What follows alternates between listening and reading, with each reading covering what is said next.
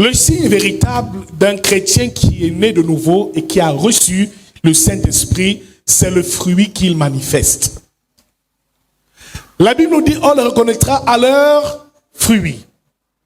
Tu as beau parler en langue, chasser les démons, prier comme le tonnerre.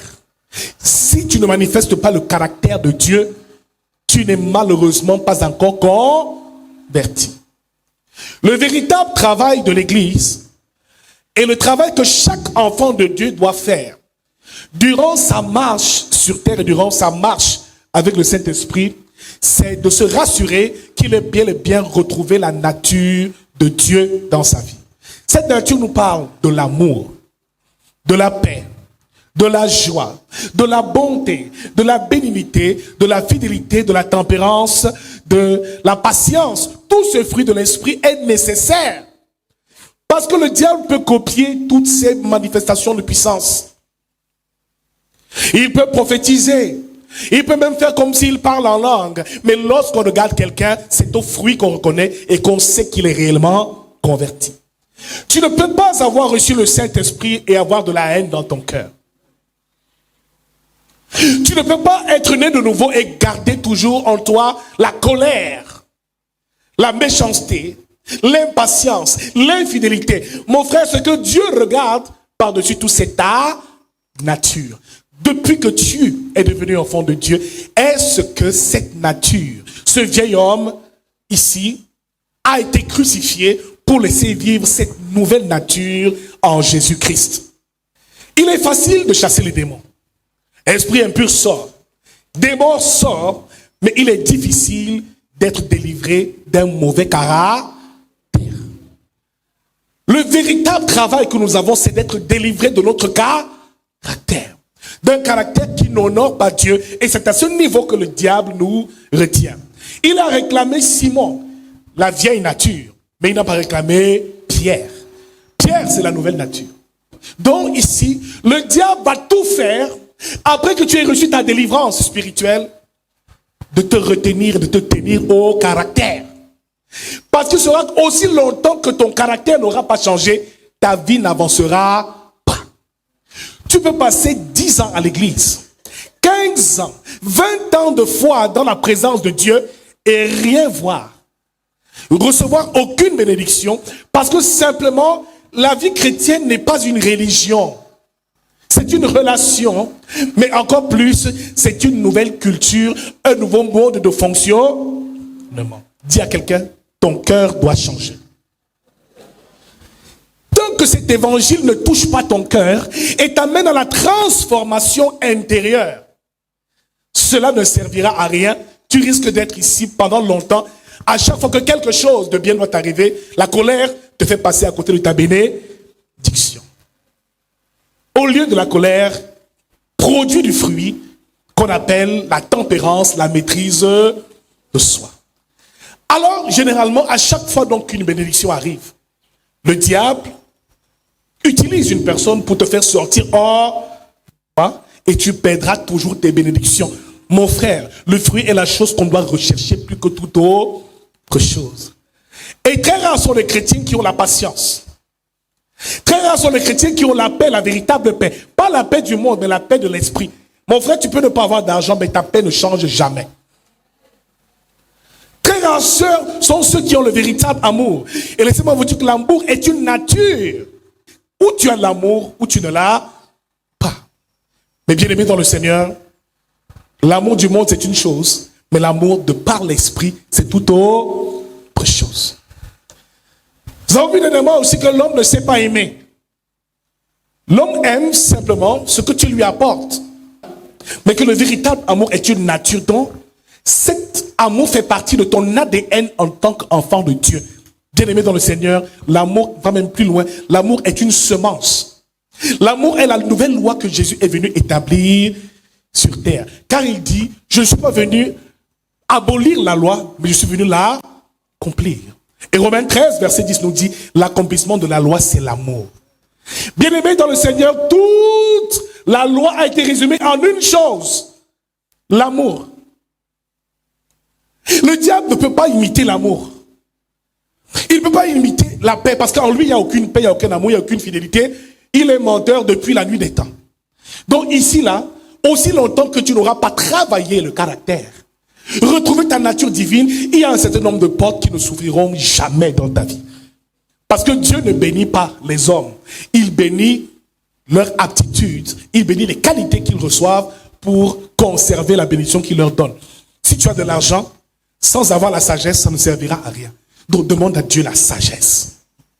Nous parlerons ce matin de l'amour du prochain, mais aussi les signes d'un homme qui aime réellement son prochain. Nous allons ouvrir nos Bibles.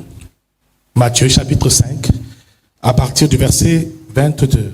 Si donc tu présentes ton offrande à l'autel, et que là tu te souviennes que ton frère a quelque chose contre toi, laisse là ton offrande devant l'autel, et va d'abord te réconcilier avec ton frère, puis viens présenter ton offrande.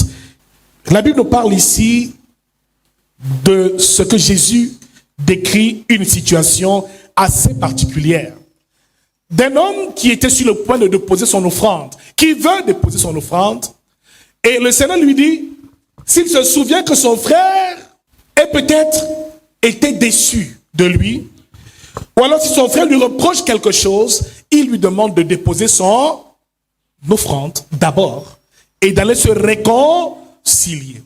Bien-aimé dans le Seigneur, l'un des signes majeurs d'un homme qui a reçu l'amour de l'Esprit et qui a l'amour de son prochain, c'est un signe clair, cet homme aime la réconciliation. Jésus l'envoie d'abord se réconcilier, parce que nous devons comprendre que la réconciliation est un mystère que très peu d'hommes peuvent réellement comprendre. Bien-aimé dans le Seigneur, cet homme voulait déposer son offrande. Et ici, l'offrande représente tes bonnes œuvres, représente ta louange, représente ton adoration et tout ce que tu veux faire pour la gloire de Dieu. Bien-aimés dans le Seigneur, beaucoup servent l'Éternel à l'église, vont évangéliser et vont chanter pour la gloire de Dieu, mais malheureusement, leur offrande n'est pas agréée. Parce qu'il leur manque une chose, la réconciliation. Certains sont bloqués à l'église, pas parce que les démons ont fait, pas parce que les sorciers les ont bloqués, mais simplement parce qu'ils n'ont pas encore libéré certaines personnes de leur cœur. Il y en a qui ont des cœurs tellement remplis d'amertume, parce que l'offense fait mal. Parce que chaque jour des gens nous blessent. Chaque jour notre cœur est meurtri à cause de la méchanceté des hommes. Mon frère, que la méchanceté des hommes ne change jamais l'état de ton cœur. Parce que l'homme nous déçoit. Et la Bible nous dit, maudit soit l'homme qui met sa confiance en l'homme et qui prend la chair pour son appui. Nous faisons confiance à des gens qui tous les jours nous déçoivent. La seule personne qui est fidèle, c'est Jésus-Christ.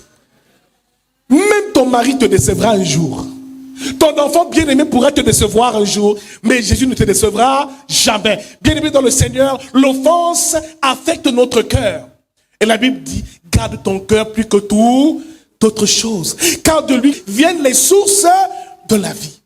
Mon frère, si tu veux être en bonne santé et prospérer, veille sur ton cœur. Et généralement, nous avons des cœurs malades. Les hommes sont méchants parce qu'ils ont des blessures qu'ils n'arrivent pas à guérir. Mais laisse-moi te dire ce matin que Jésus veut guérir le cœur de quelqu'un ce matin. Quel que soit ce que nous faisons, pour la gloire de Dieu, parler en langue, prêcher, si nous ne sommes pas en accord avec notre prochain, avec nos frères, tout ce service-là ne servira à rien et le diable le sait. C'est pour ça qu'il aime la discorde.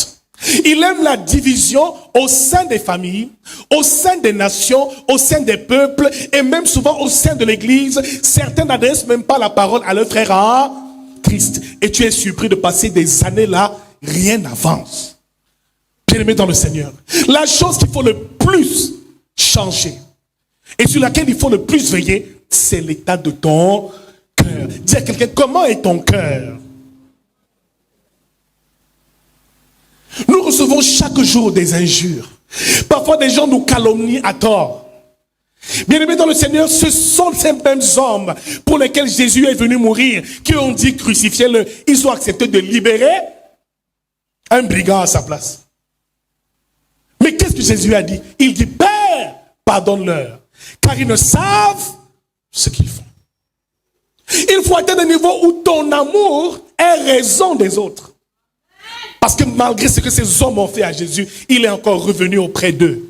Pierre l'a régné. 3 fois, mon frère. Je ne le connais pas. Je ne sais même pas qui c'est. Pourtant, c'est le même qui disait, oh Jésus, j'irai avec toi jusqu'à la mort. Combien tu seras une occasion de chute pour les autres, jamais pour moi. Jésus, à la vie, à la moindre situation, Pierre l'a lâché. Judas qui gardait la bourse de Jésus. Donc, bien aimé dans le Seigneur, notre ami, je parle avec ce trésorier d'une église. C'est souvent un homme très important, un homme à qui on a confiance. C'est lui qui va le mettre combien? À 30 pièces d'argent. Il aurait encore mieux fallu qu'il prenne tout l'argent de la caisse, il s'en aille. Seulement pour 30 maigres pièces, dit l'homme décevra toujours. Au jardin de Gethsémani, lorsqu'on vient l'arrêter, tous ont fui. Ils l'ont laissé seul. Seul. Mais malgré ça, il est encore revenu auprès d'eux. Parce que laissez-moi vous dire une chose, c'est qu'après la mort de Jésus, aucun de ces hommes n'a poursuivi la mission. Aucun. À la mer de Tibériade, Pierre et les autres retournaient même à la pêche. Donc ils ont oublié même que Jésus leur a dit de faire quelque chose. Quand il ressuscite, il revient les voir. Je vous avais promis que je ressusciterais. Maintenant, allez et faites de toutes les nations des... Le problème, c'est que ces hommes n'avaient jamais reçu le Saint-Esprit, ni même le renouvellement de l'intelligence. Ces hommes n'avaient jamais su et connu ce que c'était que le véritable amour. L'amour non de la chair ou de nos émotions, mais l'amour de l'esprit. Mais quand le Saint-Esprit est venu, le Saint-Esprit a produit en eux un amour de l'esprit, parce qu'à ce moment-là, ils pouvaient véritablement commencer à œuvrer et avoir un véritable amour pour le prochain. Mon frère, un homme qui a l'amour de Dieu et un homme qui a l'amour de son prochain, ça ne s'ignore pas. Il soupire et il a un cœur plein de miséricorde et de bonté. L'un des premiers signes d'un homme qui aime les autres.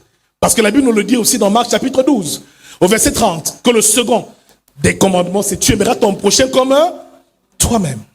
Un des signes qui montre que tu aimes ton prochain, c'est que tu pardonnes.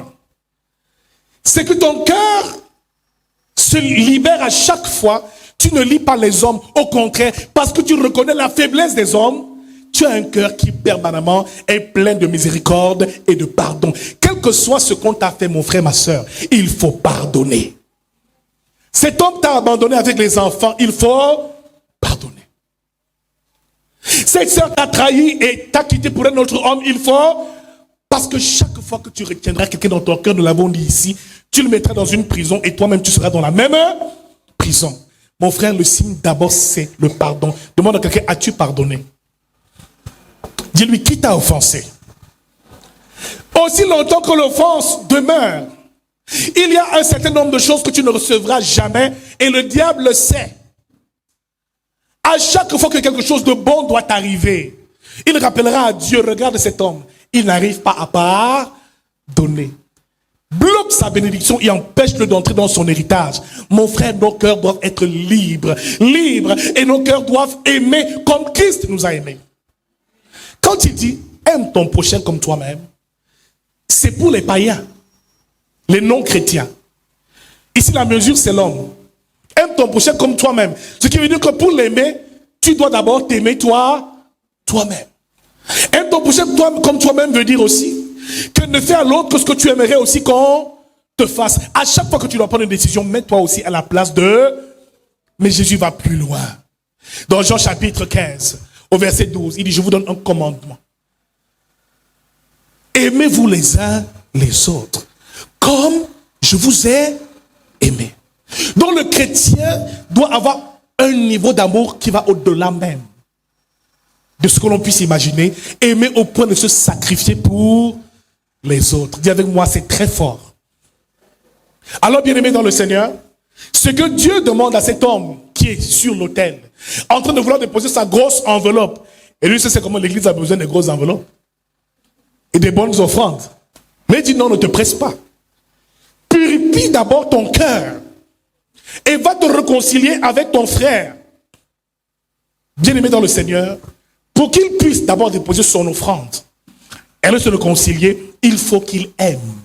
Deuxièmement, il faut qu'il pardonne. Bien-aimé, souvent l'orgueil nous empêche de demander pardon aux autres.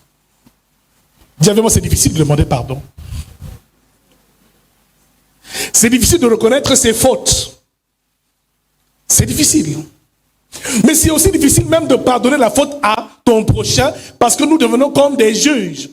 Et Matthieu 7, verset 1 dit ne jugez point afin de ne point être jugé. C'est à la même mesure aussi que les autres vont te juger. Mon frère, celui qui juge prend la place de Dieu. Celui qui a reçu l'amour du prochain ne le juge pas. Parce que quelqu'un peut être mauvais aujourd'hui et demain être un bon serviteur de Dieu. Quelqu'un peut tuer aujourd'hui et devenir maintenant un gagneur d'âme. Souvenez-vous de l'apôtre Paul. Dans Actes chapitre 9, Dieu ne l'a pas oublié. Mon frère, même pour les méchants, il y a toujours de l'espoir. Dieu aime tout le monde. Il aime les pécheurs, mais il hait le péché. Il aime tout le monde. Et la Bible nous dit, Dieu a tant aimé le monde. Pas aimer les chrétiens, mais aimer le monde. Qu'il a donné son fils. Donc Jésus est venu mourir. Pas seulement pour nous qui sommes sauvés, mais encore plus pour les pécheurs. Et laissez-moi vous dire et vous choquer. C'est encore un pécheur qui a inauguré le paradis.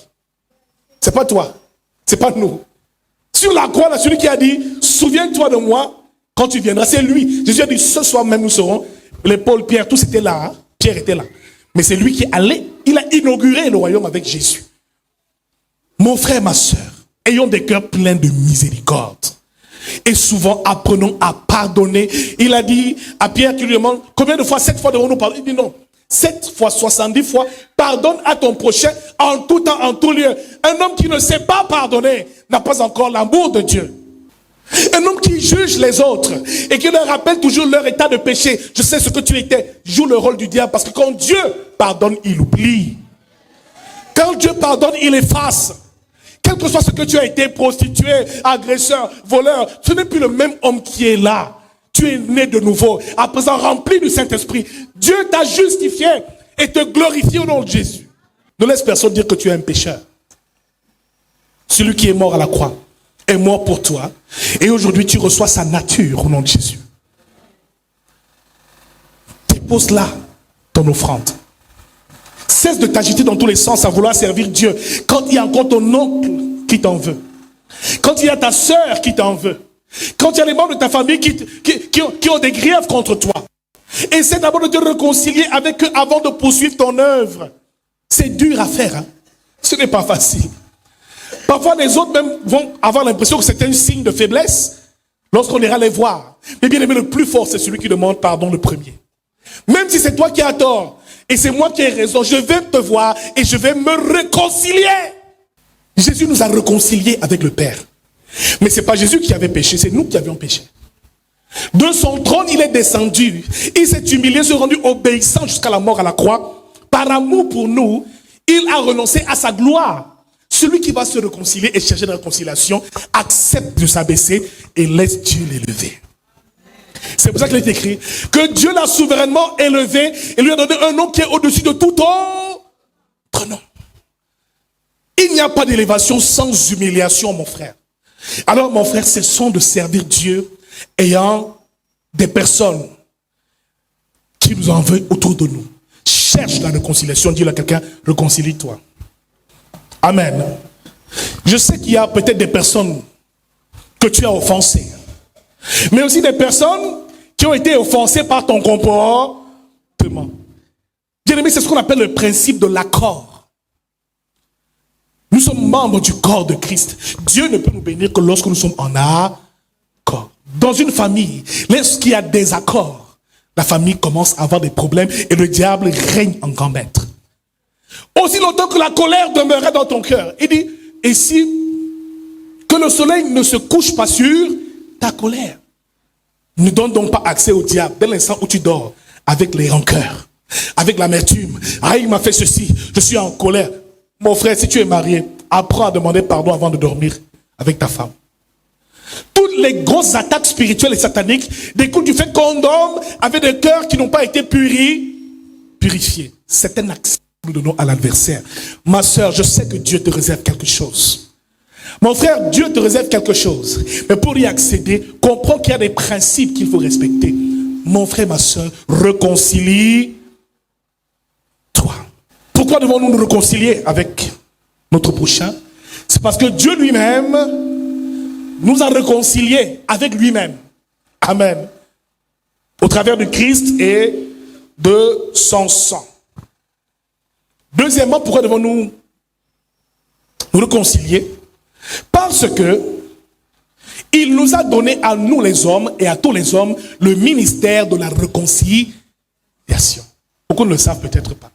2 Corinthiens, autant pour moi, chapitre 5, verset 18.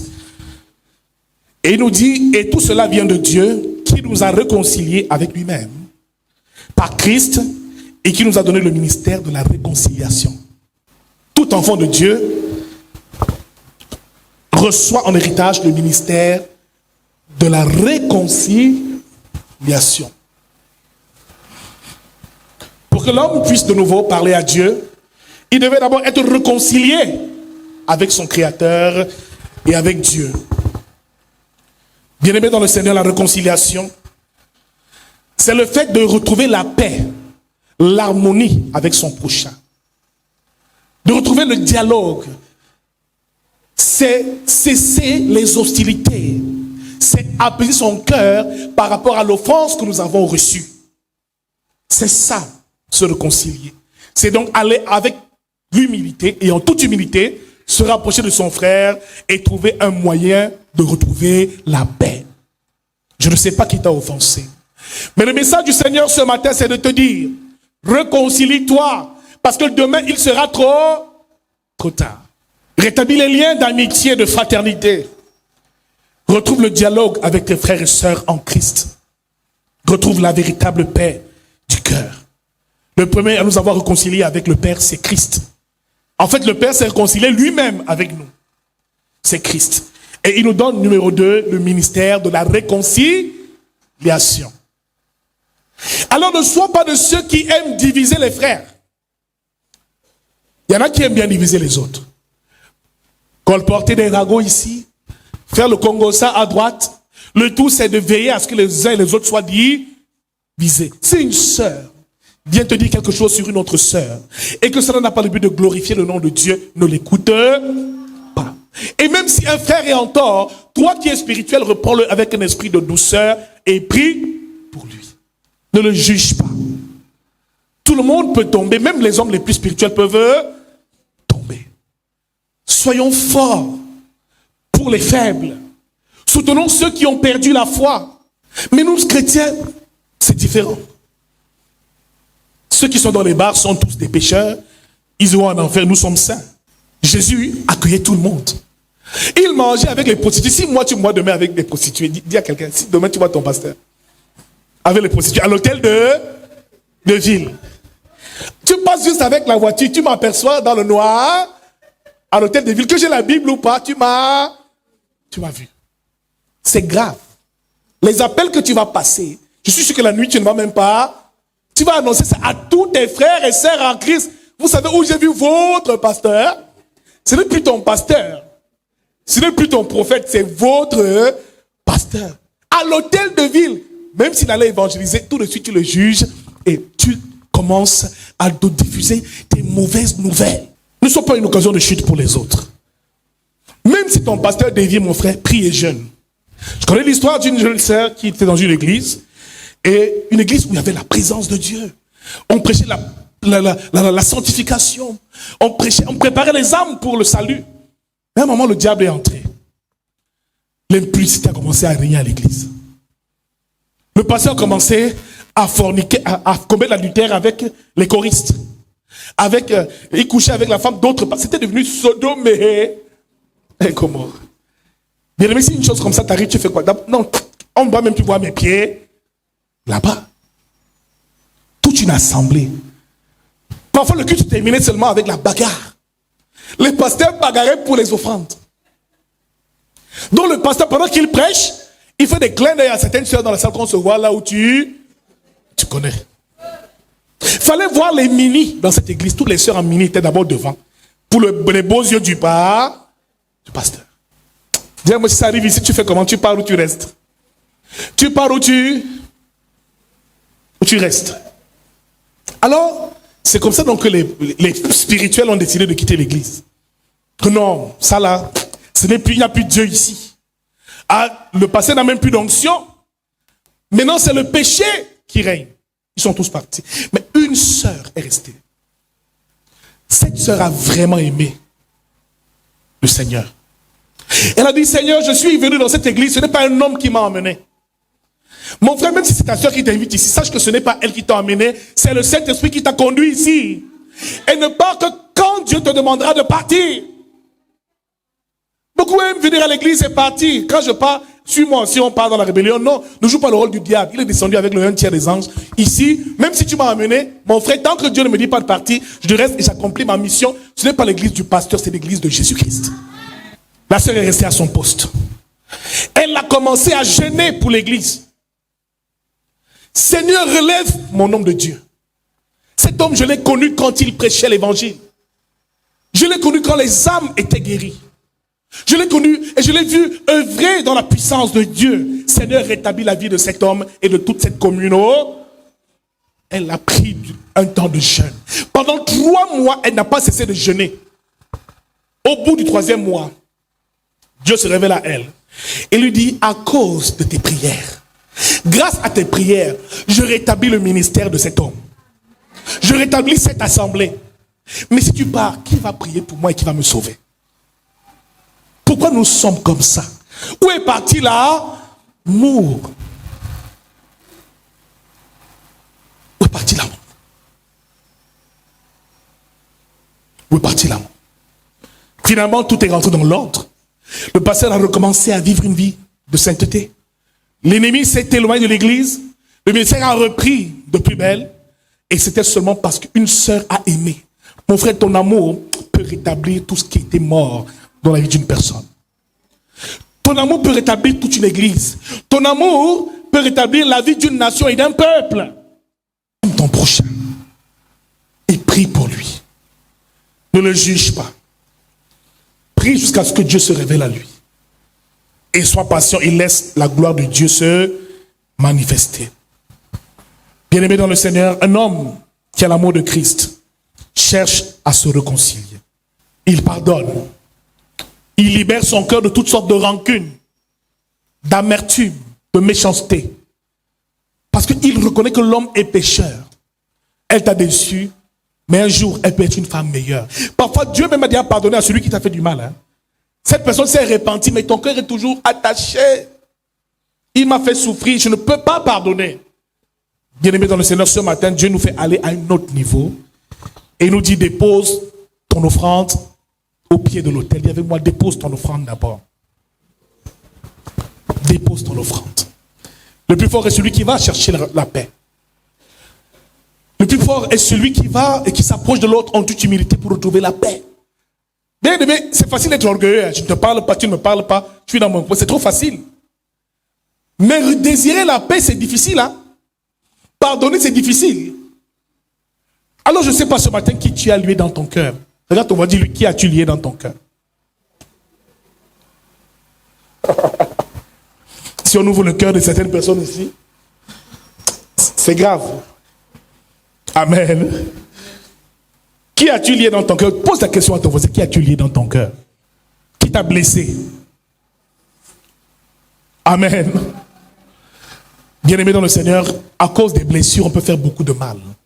Mais ce matin, nous allons prier le Seigneur et lui demander de libérer nos cœurs. Sois le premier à t'excuser, à te réconcilier avec le prochain.